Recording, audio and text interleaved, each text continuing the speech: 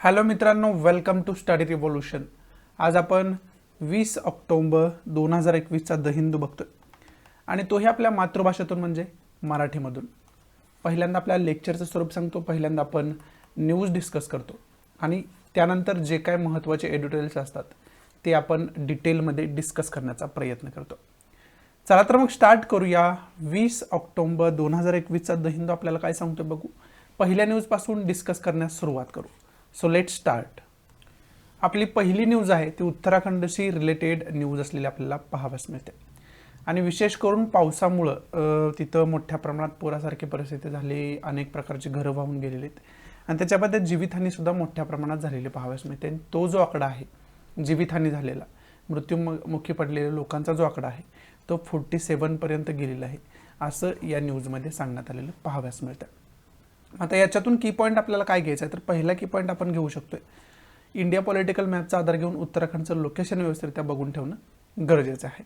हा पहिला की पॉईंट आहे आणि विशेष करून इथं रेनचा उल्लेख आला आहे, त्याच्यामुळे पावसाची निर्मिती कशी होते, मान्सूनची निर्मिती कशी होते, परतीचा मान्सून काय असतोय, मान्सून येण्याचा कालावधी काय असतोय, कुठून सुरुवात होते मान्सूनची, डेट कोणकोणत्या स्टेटमध्ये कोणकोणत्या आहेत, म्हणजे कोणत्या डेटला कोणत्या स्टेटमध्ये मान्सून पोहोचत असतोय, याची डिटेल इन्फॉर्मेशन आपल्याला असणं गरजेचं आहे। म्हणजेच एकंदरीत आपल्याला जॉग्राफीचा जो मान्सून टॉपिक आहे तो व्यवस्थितरित्या करून ठेवणं या न्यूजच्या अंतर्गत गरजेचं होऊन बसतं। एवढे दोन की पॉईंट आपण या न्यूजमधून घेऊ शकतोय।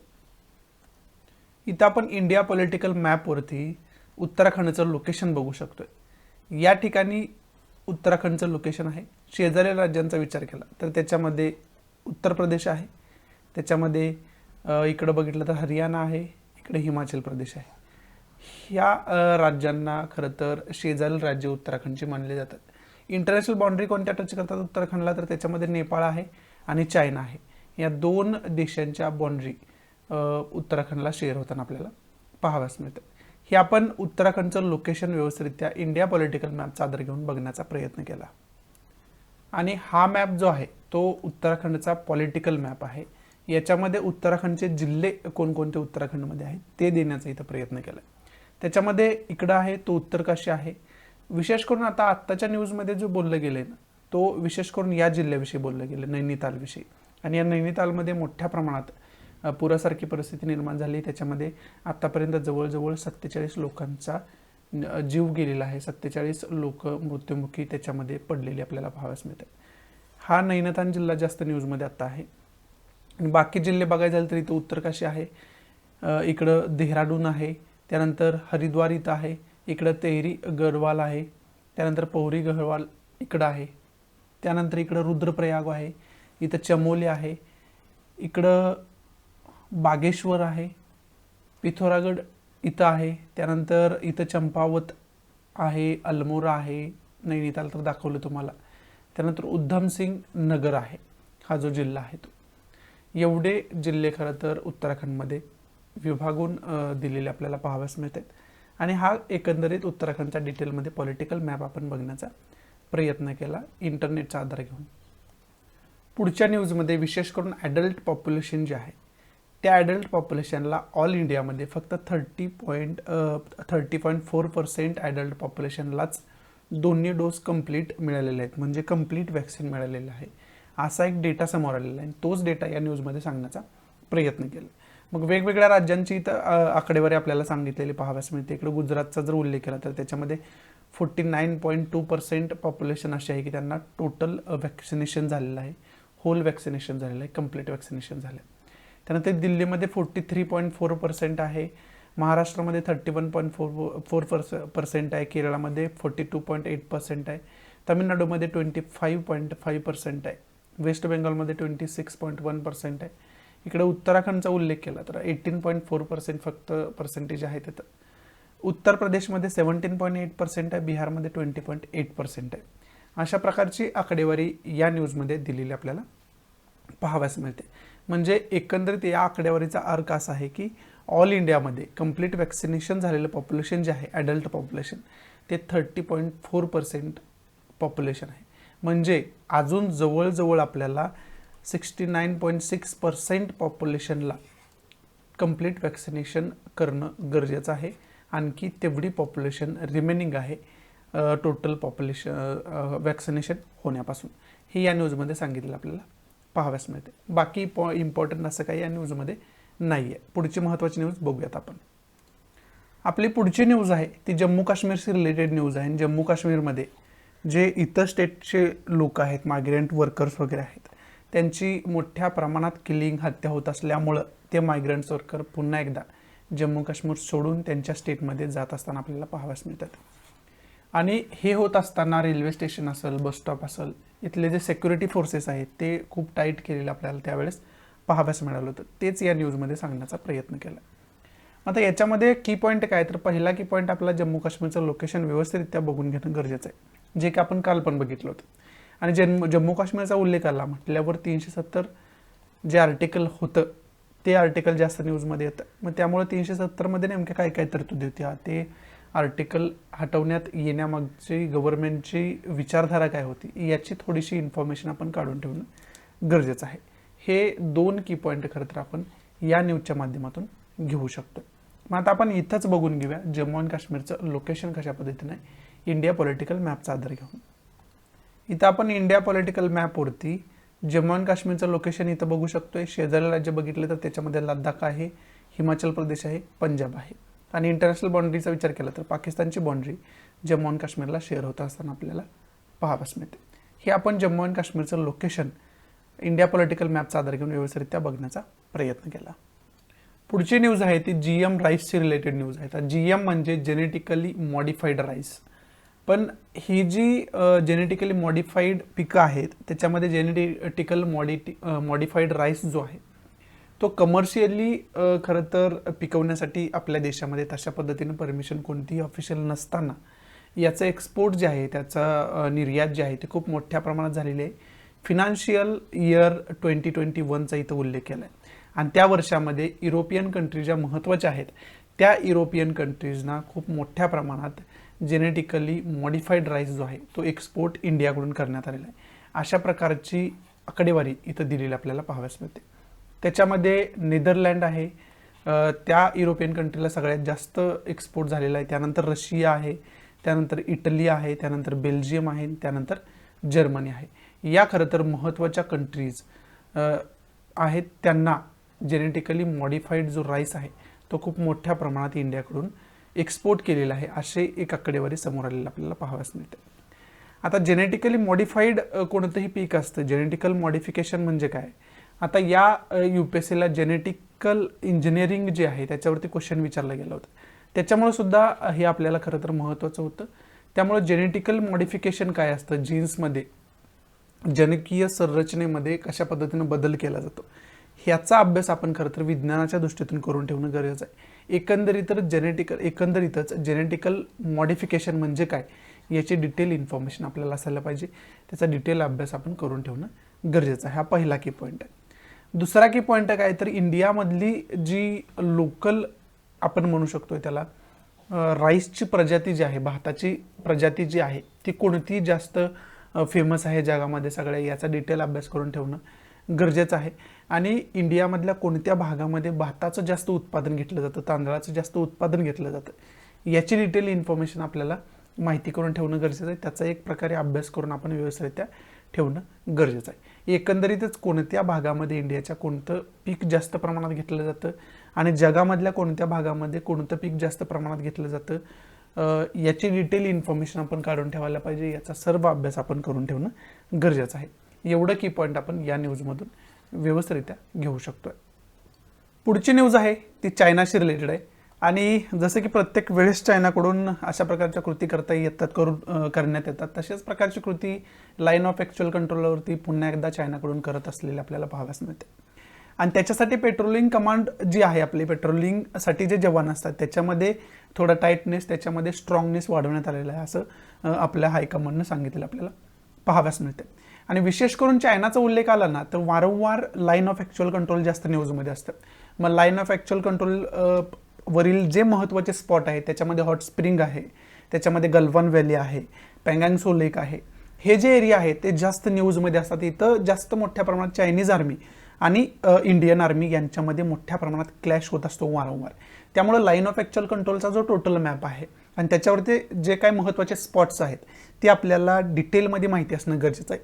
त्याचा एक मॅप तुमच्या माइंडमध्ये त्याची एक इमेज असणं गरजेचं आहे. जर मेन्स आन्सर रायटिंगमध्ये याच्याविषयी विचारलं तर लगेच तुम्हाला मॅप ड्रॉ करून तुम्हाला ते दाखवता आलं पाहिजे. त्याच्यासाठी खरं तर हे खूप महत्त्वाचं आहे. त्यामुळं लाईन ऑफ ॲक्च्युअल कंट्रोल नेमकं काय आहे, त्याचबरोबर मग LOC लाईन ऑफ कंट्रोल काय आहे याची डिटेल इन्फॉर्मेशन तुम्हाला असणं कुठंतरी गरजेचं आहे. कोणताही मॅप जर तुम्हाला मेन्स आन्सर रायटिंगमध्ये विचारला तर तो मॅप अशा पद्धतीने तुम्हाला ड्रॉ करता यायला पाहिजे, जसा की मी आता इथं ड्रॉ करून तुम्हाला दाखवलं. समजते आता. लाईन ऑफ ॲक्च्युअल कंट्रोल म्हणजे जम्मू काश्मीरचा एरिया जो वरचा आहे, लडाख जम्मू काश्मीरचा, तो एरिया खरं तर आपल्याला याच्यामध्ये दाखवायचा आहे. मग त्या एरियाचा लगेच मॅप आपल्याला ड्रॉ करता आलं पाहिजे. एवढी कमांड तुमची खरं तर जॉग्राफीमध्ये मॅप प्रॅक्टिसवरती असणं गरजेचं आहे, मॅपवरती असणं गरजेचं आहे. समजते तुम्हाला. मग आता आपण इथंच गुगलच्या माध्यमातून लाईन ऑफ ॲक्च्युअल कंट्रोल पण बघू आणि लाईन ऑफ कंट्रोल पण बघू, तो एरिया नेमका कोणता आहे तो. इथं आपण गुगल इमेजेसच्या माध्यमातून बघू शकतोय कशा पद्धतीनं इथं लाईन ऑफ ॲक्च्युअल कंट्रोल दिलं आहे आणि लाईन ऑफ कंट्रोलचा एरिया दिला आहे. आपण जर ही लाईन बघितली ना तर त्याला आपण लाईन ऑफ ॲक्च्युअल कंट्रोल म्हणतो. आणि या भागाच्या उत्तरेकडचा जो भाग आहे, उत्तर पूर्वेकडचा जो भाग आहे, त्याच्यावरती चायनानं कब्जा करून ठेवलेला आहे. खरं तर हा इंडियाच्या मालकीचा भाग आहे, आपल्या मालकीचा भाग आहे, परंतु त्याच्या वरती आजपर्यंत चायनानं कब्जा करून ठेवला आहे. त्या एरियाला अक्साई चीन सुद्धा म्हणतात. हे झालं लाईन ऑफ ॲक्च्युअल कंट्रोलचं एरिया. आणि याच एरियावरती महत्त्वाचे जे स्पॉट तुम्हाला मी सांगितले होते, पँगांग सो लेक घ्या, हॉट स्प्रिंग घ्या, त्यानंतर गलवान व्हॅली घ्या, हे स्पॉट इथं आढळतात, हे पॉईंट इथं आढळतात. आणि त्याच एरियावरून वारंवार खरं तर चायनीज आर्मी आणि इंडियन आर्मी यांच्यामध्ये वाद चालू असतो. हा एरिया आहे अक्साई चीन तुम्हाला सांगितलं. आणि दुसरा भाग कोणता आहे तर लाईन ऑफ ॲक्च्युअल कंट्रोलचा भाग आहे.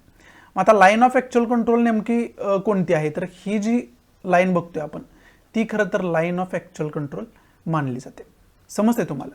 आणि त्या लाईन ऑफ ॲक्च्युअल कंट्रोलच्या उत्तरेकडचा जो भाग आहे, उत्तर पश्चिमेकडचा जो भाग आहे ना, त्या भागावरती पाकिस्ताननं कब्जा करून ठेवला आहे. त्याला आपण पाकव्याप्त काश्मीर सुद्धा असं म्हणतो, पाक ऑक्युपाईड काश्मीर सुद्धा असं म्हणतो. आणि ती जी रेषा आहे ॲक्च्युअलमध्ये दाखवणारी ती रेषा म्हणजे कोणती रेषा आहे तर लाईन ऑफ कंट्रोलची रेषा आहे. समजते तुम्हाला. हा खरं तर दोन रेषांमधला फरक आणि दोन रेषा इथं दिलेल्या आहेत आपल्याला, लाईन ऑफ कंट्रोल आणि लाईन ऑफ ॲक्च्युअल कंट्रोल. समजते तुम्हाला. LAC आणि LOC हा खरं तर मॅप मला दाखवायचा होता, तुम्हाला माहिती असणं गरजेचं आहे. त्यामुळे मी अगोदर पण भरपूर वेळा आपण बघितलं आहे, आत्ता पण मी तुम्हाला विशेष करून हे दाखवण्याचा प्रयत्न केला. एवढंच इम्पॉर्टंट या न्यूजमध्ये. पुढची महत्त्वाची न्यूज कोणती बघूयात आपण. पुढची न्यूज आहे ती खरं तर होम मिनिस्ट्रीशी रिलेटेड न्यूज आहे. आणि होम मिनिस्ट्रीची हायर ऑफिशियल्स असतील, रिलेटेड मिनिस्टर असतील, त्यांची मीटिंग झालेली आपल्याला पाहावयास मिळते. आणि विशेष करून त्याचा मुद्दा हा होता की चायनाकडून मोठ्या प्रमाणात सायबर अटॅक्स होत आहेत हॅकर्सकडून चायनाच्या, आणि त्याच्यावरती आपण काय काय प्रिकॉशन्स घेऊ शकतो, येणाऱ्या सायबर अटॅक्सपासून कसं आपण वाचू शकतो, याच्यावरती खरं तर त्यामध्ये डिस्कस करण्यात आलेलं आपल्याला पाहावयास मिळते. लागोपाठ दुसरी न्यूज चायनावरती ही असलेली आपल्याला पाहावयास मिळते. त्यामुळे आता इंटरनॅशनल रिलेशन, आता याच्यातून की पॉईंट आपल्याला काय घ्यायचं आहे. पहिला इंटरनॅशनल रिलेशनच्या दृष्टीतून चायना आणि इंडियाचं रिलेशन कशा पद्धतीचं आहे याची डिटेल इन्फॉर्मेशन आपल्याला असणं कुठंतरी गरजेचं आहे. बरोबर आहे. हे इंटरनॅशनल रिलेशनच्या दृष्टीतून महत्त्वाचं झालं.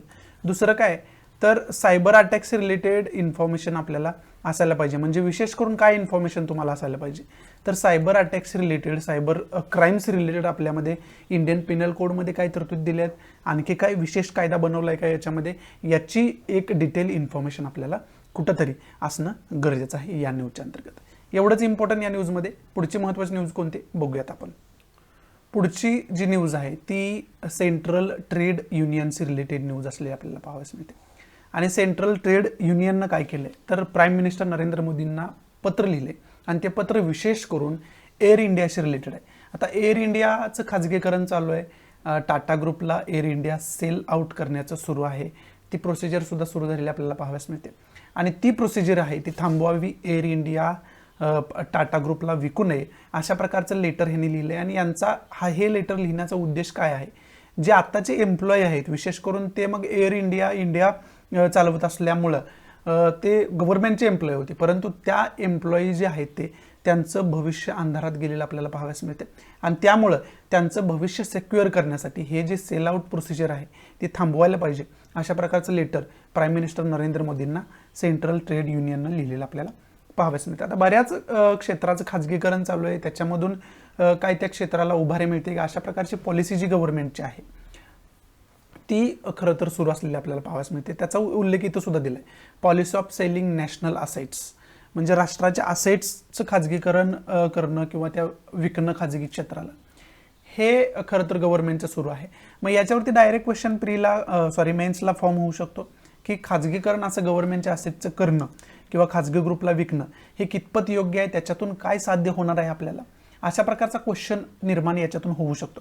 त्यामुळं याच्यावरती उहापोह करणारं एखादी नोट्स तुम्ही तयार करून ठेवायला पाहिजे. म्हणजे याचे पॉझिटिव्ह 5 पॉईंट काढून ठेवा तुम्ही आणि निगेटिव्ह 5 पॉईंट काढून ठेवा तुम्ही. खाजगीकरण जर राष्ट्राच्या संपत्तीत आपण करत असेल आणि त्याच्यातून मग रिव्हेन्यू जनरेट जास्त होणार आहे का, त्याच्यातून मग पहिल्यापेक्षा जास्त प्रगती खाजगी क्षेत्र करते का किंवा करू शकेल का, आणि त्याच्यातून मग लोकांना रोजगार निर्माण होईल की लोकांचा रोजगार जाऊ शकतो, अशा प्रकारचे जे पॉईंट्स आहेत ते तुम्ही व्यवस्थितरित्या एका नोट्सवरती काढून ठेवायला पाहिजे आणि त्याचे वारंवार रिव्हिजन करायला पाहिजे. याच्यावरती कदाचित मेन्सला क्वेश्चन विचारला जाऊ शकेल. आता ही जर मेन्स झाली त्यावेळेस आपण बघणारच आहोत, जर मेन्स म्हणजे होणारच आहे मेन्स, पण मेन्स झाल्यानंतर जर अशा प्रकारचा क्वेश्चन आला आपण डिस्कस केलेला त्यावेळेस सुद्धा मी तुम्हाला ते सांगण्याचा प्रयत्नच करेन की आपण डिस्कस केलेल्यातलं नेमकं कोणकोणतं क्वेश्चन आलं होतं आणि त्याची तुम्ही सुद्धा खूप चांगल्या पद्धतीने आन्सर कशा पद्धतीने लिहू शकत होता. आता यावेळेचं प्रीचं उहापोह सुद्धा मी केला होता. ही जी प्री झाली त्याच्यामध्ये आपण डिस्कस केलेले डायरेक्ट किती क्वेश्चन आले होते, इनडायरेक्ट किती क्वेश्चन आले होते, आणि बऱ्यापैकी क्वेश्चन जे होते ते आपल्या ओळखीचे होते जे आपण ऑलरेडी डिस्कस केलेलं होतं. ते लेक्चर ऑलरेडी मी बनवून ठेवलेले, करंट बेस्ड इश्यूमध्ये ते टाकले, नोटिफिकेशनमध्ये जी प्लेलिस्ट आपल्या आहेत, नोटिफिकेशन असेल किंवा करंट बेस्ड इश्यू असेल, ह्या प्लेलिस्टमध्ये ते लेक्चर मी ऑलरेडी अपलोड करून ठेवलेलं आहे. त्याच्यामध्ये हे सांगण्याचा मी प्रयत्न केला आहे की आपल्या डिस्कशनपैकी याच्यामध्ये क्वेश्चन कशा पद्धतीने विचारले गेले होते, जेणेकरून आपल्या डिस्कशनविषयी तुमच्या मनामध्ये एक गांभीर्य निर्माण होवं आणि सिरियसनेस यावा. त्यामुळं तुम्ही व्यवस्थितरित्या लेक्चर सुरू असताना नोट्स वगैरे काढाल, त्याचे रिव्हिजन वारंवार कराल आणि त्याचा एक्झाममध्ये तुम्हाला जास्तीत जास्त फायदा होईल. त्या लेक्चरचे डिस्क्रिप्शन बॉक्समध्ये, त्या प्लेलिस्टचे डिस्क्रिप्शन बॉक्समध्ये मी लिंक पण दिले, जर ते लेक्चर तुम्ही बघितलं असेल तर ते नक्की बघून घ्या. या न्यूजमधून आता पहिला तर की पॉईंट मी तुम्हाला सांगितला की ही जी policy of selling national assets आहे गव्हर्नमेंटचे, ते कितपत योग्य आहे, त्याचे निगेटिव्ह पॉईंट काय तर पॉझिटिव्ह पॉईंट काय, याची डिटेल इन्फॉर्मेशन आपल्याला असायला पाहिजे. आणि विशेष करून हा मुद्दा खाजगीकरणाशी रिलेटेड जर आला असेल तर 1991 मधली जी पॉलिसी आपली होती, ग्लोबलायझेशन, प्रायव्हेटायझेशन आणि लिबरलायझेशन, त्याला आपण जागतिकीकरण, उदारीकरण आणि खाजगीकरण असं म्हणतो. मग आता ती पॉलिसी नेमकी 1991ची काय होती, त्याचा आतापर्यंत काय फायदा झाला, याची डिटेल इन्फॉर्मेशन सुद्धा आपण काढून ठेवणं गरजेचं आहे. एवढंच इम्पॉर्टंट या न्यूजमध्ये. पुढची महत्त्वाची न्यूज कोणती बघूयात आपण. पुढची जी न्यूज आहे ती विशेष करून इंडिया, इस्रायल, युनायटेड अरब अमिरात आणि US रिलेटेड आहे. आणि या कंट्रींनी मिळून क्वाड ग्रुपची स्थापना केलेली आपल्याला पाहाव्यास मिळते, क्वाड फोरमची स्थापना केलेली आपल्याला पाहाव्यास मिळते. मग आता क्वाड ग्रुप कशाला म्हणायचं, कशाला म्हणायचं, जर जो ग्रुप क्वाड्रिलॅटरल सेक्युरिटीच्या दृष्टीतून स्थापन केलेला असतो, एकमेकांच्या सेक्युरिटीच्या दृष्टीतून, एकमेकांमध्ये सहकार्य निर्माण करण्याच्या दृष्टीतून स्थापन केलेला असेल तर त्याला आपण क्वाड फोरम किंवा क्वाड ग्रुप असं म्हणू शकतो. वेगवेगळ्या कंट्रींचे वेगवेगळे क्वाड ग्रुप असू शकतात. आता इंडिया फक्त इस्रायल, UAE आणि USA सोबतच क्वाड ग्रुपमध्ये इन्व्हॉल्व नाही, तर इतर कंट्रीमध्ये सुद्धा त्यांचा इंडियासोबत क्वाड ग्रुप स्थापन होऊ शकतो. प्रत्येकाचा थोडा बहुत वेगळा उद्देश असलेला आपल्याला पाहाव्यास मिळतो, वेगवेगळे इंटरेस्ट त्याच्यामध्ये त्यांचे असलेले आपल्याला पाहाव्यास मिळतात. मग हा जो क्वाड फोरम स्थापन केला गेला आहे तो कोणकोणत्या कंट्रीमध्ये स्थापन झाला, तर त्याच्यामध्ये इंडिया आहे, इस्रायल आहे, युनायटेड अरब अमिरात आहे आणि USA आहे. या 4 कंट्रींमध्ये खरं तर हा क्वाड ग्रुप स्थापन केलेला आहे. आणि त्याची जी मीटिंग झाली ती खूप फ्रुटफुल होती, खूप छान पद्धतीनं पार पडली असं S जयशंकर जे आपले एक्सटर्नल अफेअर मिनिस्टर आहेत त्यांनी सांगितलं आपल्याला पाहाव्यास मिळते. ते सांगणारी खरं तर ही न्यूज असलेली आपल्याला पाहाव्यास मिळते. आता याच्यातून की पॉईंट, विशेष करून पहिला की पॉईंट आपण इंटरनॅशनल रिलेशनच्या दृष्टीतून घेऊ शकतो. आणि त्याच्यामध्ये इंडियाचं मग इस्रायलसोबत कशा पद्धतीने संबंध आहेत, युनायटेड अमिरात सोबत कशा पद्धतीचं संबंध आहेत आणि USA सोबतचं कशा पद्धतीचे संबंध आहेत, याची डिटेल इन्फॉर्मेशन आपण काढून ठेवणं गरजेचं आहे. आणि आता जर प्री चांगली तुम्हाला गेली असेल, मेनच्या दृष्टीने तुम्ही अभ्यास करत असाल तर ही इंटरनॅशनल रिलेशन जे आहे ते आत्ताच परफेक्ट करून ठेवणं तुम्ही गरजेचं होऊन बसतं. समजते तुम्हाला? हा एक पहिला की पॉईंट आहे. दुसरा, या क्वाडविषयी थोडीशी इन्फॉर्मेशन विशेष तुम्ही काढून ठेवणं गरजेचं आहे, इंटरनेटचा वापर करून, इंटरनेटचा आधार घेऊन. समजते? एवढंच इम्पॉर्टंट या न्यूजमध्ये. पुढची महत्त्वाची न्यूज कोणती बघूयात आपण. इथं खरं तर आपल्या महत्त्वाच्या न्यूज समाप्त होत आहेत. आता महत्त्वाचे आपले एडिटोरियल्स कोणकोणते आहेत ते आपण डिस्कस करण्यास सुरुवात करू. So let start. आपलं जे पहिलं एडिटोरियल आहे ते आपलं पहिलं एडिटोरियल विशेष करून कशावरती आहे तर जम्मू काश्मीरमध्ये जी काय सिच्युएशन चालू आहे, जे काय मायग्रंट वर्कर्स आहेत त्यांच्यावरती मिलिटंट्स करून अटॅक होत आहेत, सामान्य नागरिकांची तिथे मोठ्या प्रमाणात आपण म्हणू शकतो कत्तल केली जात आहे मिलिटंट्सकडून, आतंकवादी ग्रुप्सकडून. त्याच्यामध्ये आत्तापर्यंत जेव्हापासून 370 हटवलं आहे मागल्या काही दिवसामध्ये 11 जे सामान्य नागरिक आहेत ते मिलिटंट्सकडून मारले गेलेले आहेत आणि आपले जवळजवळ 9 जे आर्मी जवान आहेत ते सुद्धा त्यांचेसुद्धा त्याच्यामध्ये हत्या झालेली आहे, मृत्युमुखी ते सुद्धा पडलेले आहेत. म्हणजे एकूण 20 जण आहेत ते त्याच्यामध्ये आत्तापर्यंत त्या फाईटमध्ये त्या इन्सर्जन्सीमध्ये मृत्युमुखी पडलेले आपल्याला पाहाव्यास मिळतात. मग त्याच्यामध्ये विशेष करून मिलिटंट जे आहेत, आतंकवादी जे आहेत ते नेमकं कोणावरती अटॅक करत आहेत तर विशेष करून हिंदू कम्युनिटीवरती काश्मीरमध्ये मोठ्या प्रमाणात अटॅक होत आहे. आणि त्याचबरोबर हिंदूच फक्त नाही तर त्याच्यामध्ये इस्लामिक लोकसुद्धा आहेत आणि सिखसुद्धा आहेत, यांच्यावरती सुद्धा मिलिटंट्स ग्रुप करून अटॅक होत असताना आपल्याला पाहाव्यास मिळतं. आणि त्याच्यावरतीच उहापोह करणारं हे खरं तर आर्टिकल आहे. आणि याच्यामध्ये पंडितांवर जे काश्मीरी पंडित आहेत त्यांच्यावरती अटॅक वारंवार अगोदर व्हायचे, त्यांच्यावरती मोठ्या प्रमाणात अटॅक झाला. अगोदर हिंदू जे काश्मीरी पंडित आहेत त्यांची संख्यासुद्धा तिथं मुबलक प्रमाणात होती, परंतु मुबलक प्रमाणात संख्या जरी असली तरी त्यांची तिथं जी होती ती मायनॉरिटी होती. आणि जे आतंकवादी ग्रुप आहेत तिथं त्यावेळेसचे आतंकवादी ग्रुप होते जे आत्ताचे आहेत तेच त्यावेळेस होते, लोक फक्त वेगवेगळी होती. त्यांच्याकडून काश्मीरी पंडितांवर मोठ्या प्रमाणात अटॅक झाला. त्यामुळं काही काश्मीरी पंडित, त्याच्यामध्ये भरपूर काश्मीरी पंडित तसं म्हणायला गेलं तर मृत्युमुखी त्यावेळेस पडले होते आणि बाकी जे राहिलेले आहेत ते काश्मीर सोडून बाहेर पडलेले होते आणि देशाच्या वेगवेगळ्या ठिकाणी जाऊन ते वसलेले होते. मग आता 370 हटवल्यानंतर गव्हर्नमेंटनं काय केलं होतं तर जे काश्मीरी पंडित आहेत, विशेष करून स्थानिक आहेत तिथले, जे काश्मीरी त्यांना त्यावेळेस सोडावा लागला होता, त्या काश्मीरी पंडितांना पुन्हा एकदा काश्मीरमध्ये जाण्यास त्यांनी प्रोत्साहन दिलं होतं. आणि त्यांना काश्मीरी पंडित जे आहेत, काश्मीरी टीचर्स जे आहेत त्यांना पुन्हा एकदा तिथं गव्हर्नमेंट सर्व्हिसमध्ये प्राधान्य देण्यात आलं होतं. आणि त्यामुळं खरं तर हे जे मिलिटंट्स आहेत ते पुन्हा एकदा अटॅक करताना आपल्याला पाहाव्यास मिळतात. अशा पद्धतीने हिंसेच्या स्वरूपात याला विरोध दर्शवताना आपल्याला पाहाव्यास मिळतात. आणि आत्ताच आपण न्यूजमध्ये बघितलं होतं की जे मायग्रंट वर्कर्स आहेत ते काश्मीरमध्ये कामासाठी गेलेले आहेत, जॉबसाठी गेलेले आहेत, ते पुन्हा एकदा काश्मीर सोडत आहेत. कारण का तर अशा पद्धतीने मिलिटंट्स जे आहेत ते वारंवार अटॅक्स करताना आपल्याला पाहाव्यास मिळतात.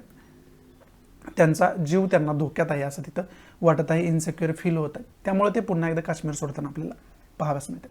मग आता याच्यामध्ये आर्टिकल्समध्ये वेगळा पॉईंट काय सांगितलं तर याच्यावरती परमनंट सोल्युशन काढणं गरजेचं आहे. जर आपण याच्यावरती सोल्युशन काढत नसेल तर मग 370 हटवून काय उपयोग आहे.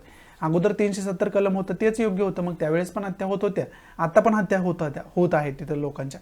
आता त्यावेळेस पण लोकांना इन्सेक्युअर तिथं वाटत होतं, आता पण इन्सेक्युअर वाटते. त्यावेळेस सुद्धा आतंकवादी ग्रुप मोठ्या प्रमाणात कारवाया करत होते तिथं, आता पण ते करत आहेत. मग आपण जर पॉलिसी बदलून पण काय उपयोग होत नसेल तर पॉलिसी बदलण्यात काय अर्थ नाही. अशा प्रकारचा एक वेगळा पॉईंट या आर्टिकलमध्ये सांगण्याचा लेखिकेनं प्रयत्न केलेला आहे. समजते तुम्हाला? बाकी फॅक्च्युअल इन्फॉर्मेशन असे काही इथं नाही आहे. फक्त आपल्याला या आर्टिकलमधून की पॉईंट काय घ्यायचं आहे तर काश्मीरमधली परिस्थिती, 370 होतं त्यावेळेची परिस्थिती आणि 370 हटवल्यानंतरची परिस्थिती, याच्यामधला जो काय डिफरन्स आहे, याच्यामध्ये जे काही क्रिटिसिझम आहे, याच्यामध्ये काय जो डिबेट आहे तो डिबेट आपल्याला माहिती असणं गरजेचं आहे. त्याची नोट्स तुम्ही बनवून ठेवणं गरजेचं आहे. याच्यावरती जर मेन्सला क्वेश्चन फॉर्म झाला तर तुम्हाला व्यवस्थितरित्या तो राईट डाऊन करता आला पाहिजे. समजते तुम्हाला? त्याच्याशी रिलेटेड ही खरं तर महत्त्वाचं आर्टिकल होतं. पुढचं महत्त्वाचं जे आर्टिकल आहे ते बांगलादेशमध्ये आहे. आता बांगलादेशशी रिलेटेड आहे आणि आता बांगलादेशमध्ये सुद्धा थोडी कमी अशीच परिस्थिती आहे जशी काश्मीरमध्ये आहे. कारण बांगलादेशमध्ये दुर्गापूजा जी आता नवरात्र आपण त्याला म्हणतो, दुर्गापूजेच्या वेळेस हिंदूंवरती, हिंदू मायनॉरिटी आहे खरं तर बांगलादेशमध्ये, हिंदू मेजॉरिटी फक्त इंडियामध्येच असलेली आपल्याला पाहावयास मिळते. बाकी अनेक कंट्रीमध्ये हिंदू ही मायनॉरिटी आहे. आणि बांगलादेशमध्ये अशाच पद्धतीने हिंदू मायनॉरिटीवरती जी मेजॉरिटी आहे इस्लामिक पॉप्युलेशन त्यांच्याकडून अटॅक करण्यात आला. त्याच्यामध्ये अनेक लोक मृत्युमुखी पडली. त्याच्याशी रिलेटेड खरं तर यामध्ये बोलले गेले. मग त्याच्यामध्ये युनायटेड नेशन्सचा काय रोल आहे, युनायटेड स्टेट ऑफ अमेरिकाचा काय रोल आहे आणि इंडियाचा काय रोल आहे हे याच्यामध्ये सांगण्याचा प्रयत्न केला. यांनी सुद्धा याच्या विरोधात आवाज उठवायला पाहिजे. आता हिंदू परिषद जी आहे त्यांनी सुद्धा युनायटेड नेशनला अर्ज केले आहे, विनंती केलेली आहे की याच्यामध्ये लक्ष घालायला पाहिजे. ह्युमन राईट व्हायोलेशन मोठ्या प्रमाणात होते. त्याच्यावरती कशा पद्धतीने आपण प्रतिबंध लादू शकतो ते बघायला पाहिजे, असं युनायटेड नेशनला विनंती केलेली सुद्धा आपण पाहिली होती. मग त्यामुळं बांगलादेशमध्ये जी काही सिच्युएशन चालू आहे तशाच पद्धती सिच्युएशन काश्मीरमध्ये सुद्धा असलेली आपल्याला पाहावयास मिळते. दोन्हीकडे केस एकच आहे, फक्त स्थानं वेगवेगळी आहेत, हे आपण समजावून घेऊ शकतो. समजते तुम्हाला? तर या न्यूजमधून पहिला की पॉईंट आपल्याला बांगलादेश इंडिया रिलेशनशिप कशा पद्धतीचं आहे हे इंटरनॅशनल रिलेशनच्या दृष्टीतून बघून ठेवणं आपल्याला गरजेचं आहे. समजते? आणि इथे USA उल्लेख आला आहे. मग USA सोबत सुद्धा इंडियाचं रिलेशनशिप कशा पद्धतीचं आहे याची डिटेल इन्फॉर्मेशन आपल्याला सुद्धा असायला पाहिजे. समजते? हे 2 की पॉईंट तर आपण घेऊ शकतो.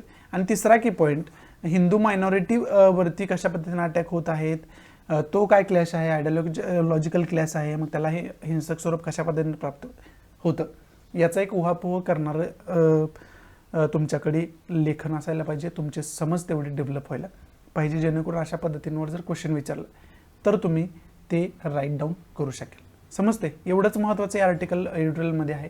पुढचं महत्त्वाचं कोणतं एडिटोरियल आहे बघूयात आपण. पुढचं एडिटोरियलला असं काय महत्त्व नाही. आता ही पुन्हा एकदा जनगणनेवरती आले. कास्ट बेस्ड जनगणना जी आहे, कोणत्या कास्टचे किती पॉप्युलेशन आहे समजण्यासाठी यावेळेसची जनगणना जी कंडक्ट केली जाते ती कास्ट बेस्ड जनगणना आहे. आणि त्याचा उहापोह, त्याचे निगेटिव्ह काय पॉईंट आहे, त्याचे पॉझिटिव्ह काय पॉईंट आहेत आणि मग ते कसं कंडक्ट करायला पाहिजे हे सांगण्याचा इथं प्रयत्न केला. ते काय आपल्यासाठी इम्पॉर्टंट नाही. आणि पुढचं जसं आत्ताच तुम्हाला मी क्वाड ग्रुप नवीन स्थापन झाला आहे, त्याच्यामध्ये इंडिया, USA, इस्रायल, UAE यांच्यासोबत क्वाड ग्रुप जो स्थापन झालेला आहे नवीन, त्याच्याविषयी इन्फॉर्मेशन याच्यामध्ये सांगितली, जी का ऑलरेडी मी इन्फॉर्मेशन तुम्हाला न्यूजमध्ये दिलेली आहे. आणि त्याच्याविषयी काय बघायला पाहिजे ते तुम्हाला ऑलरेडी मी सांगून ठेवले. परंतु याच्यामध्ये जर वेगळा पॉईंट आपल्याला बघायचा झाला तर इंडियाचं USA सोबत, इस्रायल सोबत, UAE सोबत जे क्वाड ग्रुप स्थापन करून रिलेशन डेव्हलप करत आहे ते गरजेचंच आहे, ते इम्पॉर्टंटच आहे. त्याचबरोबर इराणसोबत सुद्धा इंडियानं अशा प्रकारचा ग्रुप स्थापन करून किंवा अशा प्रकारचे इन्स्टिट्यूशन स्थापन करून संबंध चांगले डेव्हलप करायला पाहिजे, खूप मजबूत संबंध करायला पाहिजे, असा एक वेगळा पॉईंट यामध्ये सांगण्याचा लेखकानं प्रयत्न केला.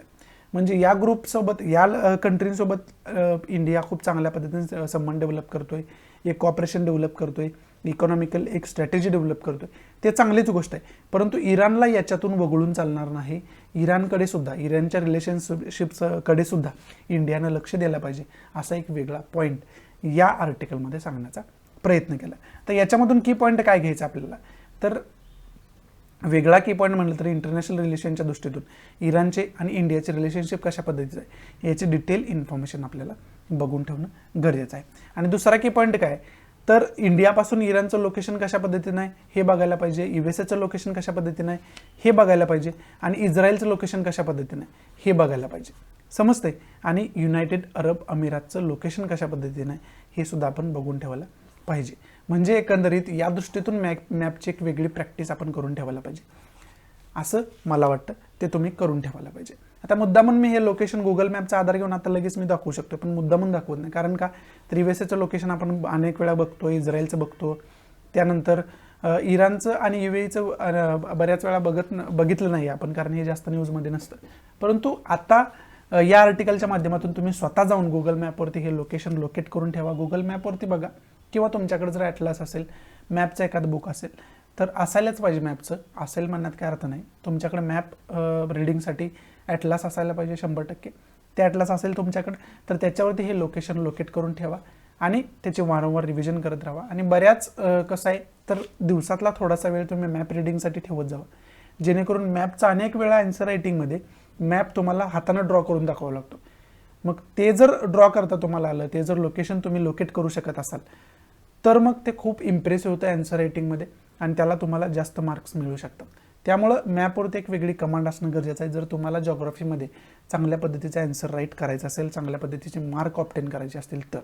त्यामुळं त्या दृष्टीतून मॅप रीडिंग वारंवार मी मॅप दाखवण्याचं कारण तेच आहे की मॅपला खूप महत्त्व आहे जॉग्राफी आन्सर रायटिंगमध्ये. त्यामुळं प्लीज तुम्ही मॅप वारंवार बघत जा, जे न्यूजमध्ये स्पॉट आहेत ते लोकेट करत जा आणि मॅप रिडिंगला एक वेगळा टाईम ठेवत जा, जेणेकरून मॅपवरती तुमची एक वेगळी कमांड निर्माण होईल. आजच्या न्यूजपेपरमधले महत्त्वाचे न्यूज आपण बघितले, महत्त्वाचे एडिटोरियल्स आपण बघितले आणि एवढंच आजच्या न्यूजमध्ये महत्त्वाचं होतं. म्हणून या नोटवरती मी आजचा द हिंदू समाप्त करतोय. आशा आहे की मी तुम्हाला चांगल्या पद्धतीनं आजचा द हिंदू समजावून सांगू शकलो असेल. जर आवडत असेल तर प्लीज लाईक करा, नसेल तर डिसलाईक करा. डिसलाईक का केलं हे कमेंट बॉक्समध्ये नक्की सांगा, जेणेकरून तुमच्या इन्स्ट्रक्शननुसार त्याच्यामध्ये मी इम्प्रोव्हायझेशन करू शकेन. आणि प्लीज प्लीज प्लीज जास्तीत जास्त आपल्या मराठी विद्यार्थ्यांना शेअर करा, जेणेकरून सर्व मराठी विद्यार्थ्यांचा फायदा होऊ शकेल. टेलिग्राम चॅनल आपला आहे, टेलिग्राम ग्रुप आहे, तो पण जॉईन करा, जेणेकरून इतर काय अपडेट्स असतील ते आपल्याला वेळोवेळी मिळत राहतील. सो या नोटवरती मी तुमच्या आजच्यापुरती रजा घेतो. भेटूया आपण उद्याच्या द हिंदूच्या लेक्चरमध्ये. तोपर्यंत thanks for watching. Good bye. Take care. जय हिंद.